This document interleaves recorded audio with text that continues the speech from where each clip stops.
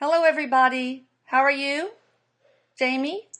Oh, doing good. Sorry, I thought you were talking to everybody. Well, I am talking to everybody too. How are you, Eric? Doing good? Hi, he's doing wonderful today. That's great. Well, we're going to talk about some problems that so many people have, and that's anything related to anxiety. For example, just anxiety in general. We'll talk about anxiety, social anxiety, panic disorders, phobias, and uh, and maybe even obsessive compulsive disorder, because that's kind of related to anxiety. So tell me a little bit about the spiritual basis for just generalized anxiety disorder.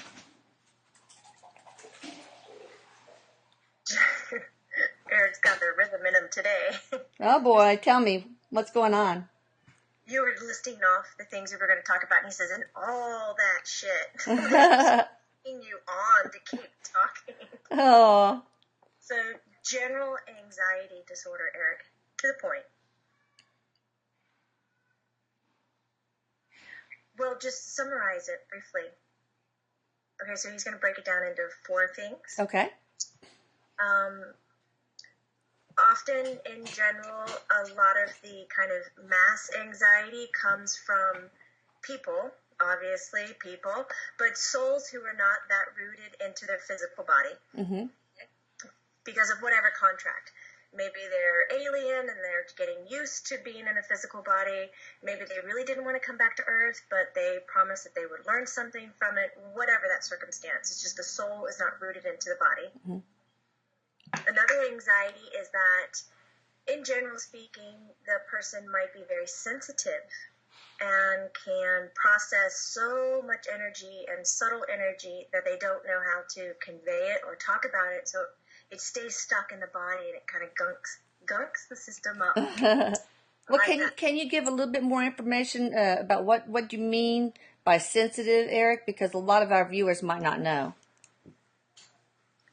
Yeah, he says it's that person who needs psych,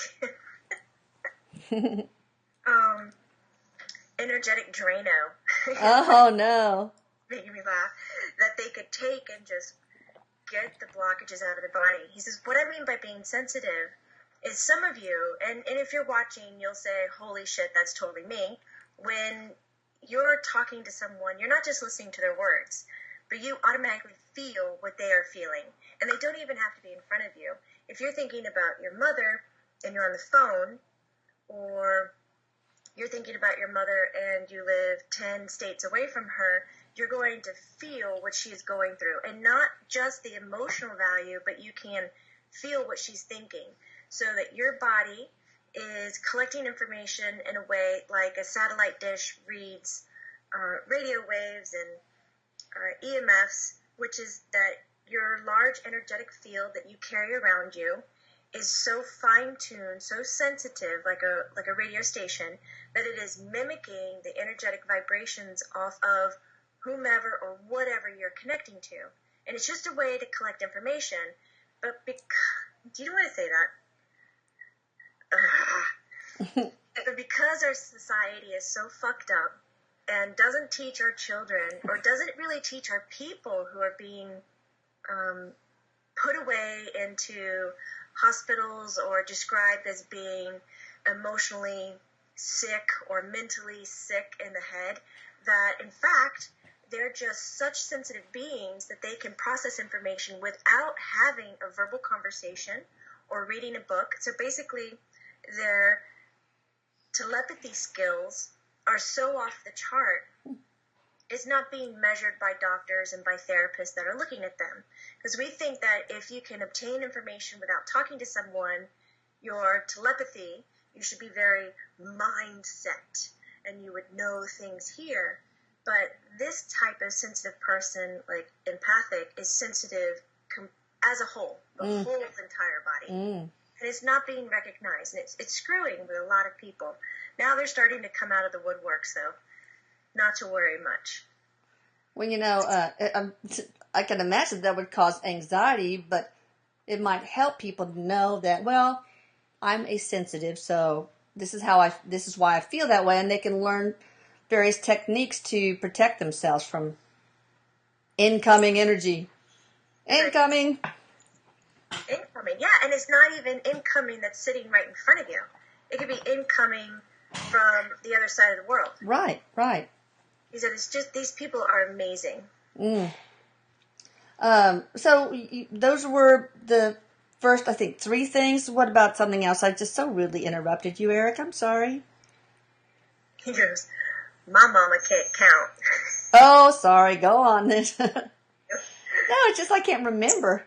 There's a 2 out of 4. And Okay. the third, what he's talking about is sometimes the anxiety is completely a chemical breakdown, and that's call it a brain response. The chemicals aren't being balanced. And with proper medication, you can get your brain to wake up and process easier. But he said, we don't really look at that as being broken. He said, we're all made with the same parts, but not all of us can process the information or have our body work in the exact same way. We're not replicas of each other. Because just look at our toes, man. If you look at my mom's toes, they're way different than your toes. Oh, they're ugly too. I'm too ashamed to go to get my manicure pedicure. That's what he's talking about. It's Because bad. really, we should have a visual on those toes, Mom. Oh no. My husband even says they're ugly. He's awful. He says, but you have toes and they still function the same, but they look entirely different. And that's what I'm talking about with the brain. The chemicals are still there, but the levels are different. Okay. By taking a certain dose of chemical prescribed by the medical profession or therapist, that you can find yourself anxiety free. Okay. And he says the 4th, because I wanted to break it down really into 4 categories. And the 4th I'm leaving open for pretty much being any combination of what we've discussed. So it could be a little bit of a chemical imbalance, and then it could be that you're extremely sensitive. It could be, because you're not just going to find everyone who has anxiety and be able to put them into one category. It might be a combo of several. Okay, so now you can get specific, Mom. All right. So anxiety, you gave me the basic breakdown, so let's go into things like social anxiety. Tell me a little bit about that and the spiritual basis. He goes, sign me up for social anxiety. Oh, you had it, boy, especially around girls. Oh my goodness, you would pass a girl and almost look like you were angry, but it's like your whole face was just frozen. He goes, okay, next topic. We don't have to linger on that one. Kind of fixes himself. But social anxiety, if we look at that compared to a spiritual contract, right? Social anxiety could be A, that you're just extremely sensitive, and being around that many people sets you off. You cannot control what your body is processing, what is yours, what belongs to somebody else. Because if we really think about it, Mom, if you're so sensitive, Eric, I know, I'm going to say it. Why the fuck would we shut ourselves down? If we're shutting ourselves down, then we're completely closing off. And what is that going to do for a person? It's just going to make them feel more separated and more alone than they ever did before, and that's going to throw them into a depression. So it's not about pulling back on your natural abilities. It's about understanding them. And often staying away from large groups of people, perfectly fine. But social anxiety could not just be this kind of sensitive body, but it could be that part of their personality. That they don't do the small talk. They don't want to know nonsense. They don't want to get to meet people, and that's just who they are. There's nothing wrong with them. They want to experience life very grounded. They want to meet real people. They don't want to go out and fluff their feathers because that's not their style. And often you just have to accept that person for who they are. Then there's that kind of social anxiety where you actually enjoy being out. You like being with people, but there's like this doom and gloom cloud that hangs over you that keeps you, I don't know that word. It's a made up word. Okay, well, use a real word.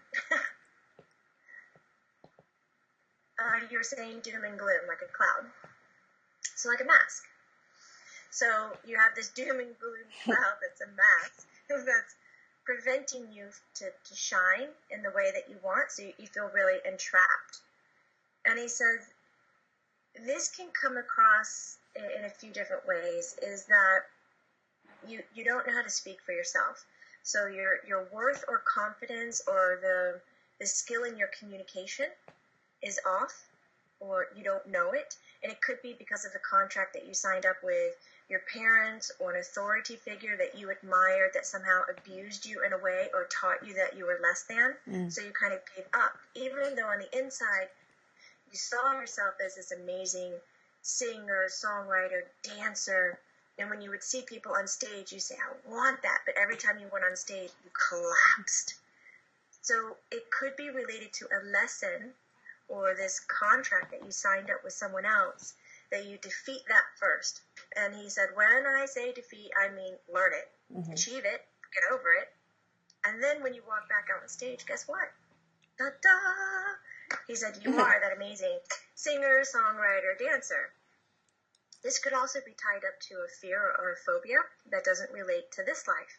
It could be that you're carrying it over from a past life or a future life. I was just going to bring that up. I was just going to ask that, yes. And you're just playing it through right now, but it has no fucking link to anything that you've done here. And he says that's where we get into these strange things like being afraid to fly, but you've never been on an airplane. Mm-hmm. And it's not like you saw something, but boom, you went under hypnosis and you found out in your future life that you totally crashed and burned in an airplane and it sucked. So you're preventing that by not taking a risk and getting on an airplane, but you're screwing yourself in a lot of awesome travel and vacation. You know, you got to weigh your options. So when you're looking at healing these things, you got to look at where's the core of it. Is it in this life? Is it related to some kind of contract, or is it related to some physical ability? And blah, blah, blah, blah, blah. Back up, what? Yeah, when you're saying physical. When he's saying physical, he's actually meaning just the human experience. Mm-hmm. So it could, the body that's a little off, that needs medicine, could be that you're energetically sensitive and you're feeling things from the environment. Or it could be that you're emotionally offset because of some contract or lesson that you promised to learn when you're here for yourself. So you find out, is it in this life? And if it's not, if you can't link anything, find a reputable therapist or hypnosis, past life regressionist, and start searching where else it is, because there is a root to everything that you've created. It doesn't come out of thin air. Ding. So phobias, are they always related to past lives? And then we'll close and go on to part 2. 99.9%. I did that pretty well. That was almost exactly 99.9%. Yes, a phobia is related to another lifetime, because you've already identified it's a phobia. It has no relation to the life experiences that you have now. Therefore, we can't really call it a fear because you haven't approached it yet to even create the fear out of it. It's just completely delusional. Well, that's what some people would say, but if we look deeper into who you are and how you're living in other lives, you would find the root cause of it. Like globophobia, I think that's a fear of balloons. I'd like to know what kind of past life was responsible for that. He's pointing his finger and very, very close. He goes, a very bad clown, Mom. A very bad clown. Oh, yeah. Some of these clowns can be scary. All right, you guys. Thank you for joining us for part 1 of our series on anxiety. Please look at Jamie's wonderful site, withloveandlight.com. That's with and then AND, loveandlight.com. She's got something really amazing happening all the time. Every day there's something. So please do check that out. If you want to know more about Erik, his history, where he came from, his whole story with his mom, please go to Channeling Erik, and that is Erik with a K, ERIK.com. Bye, guys.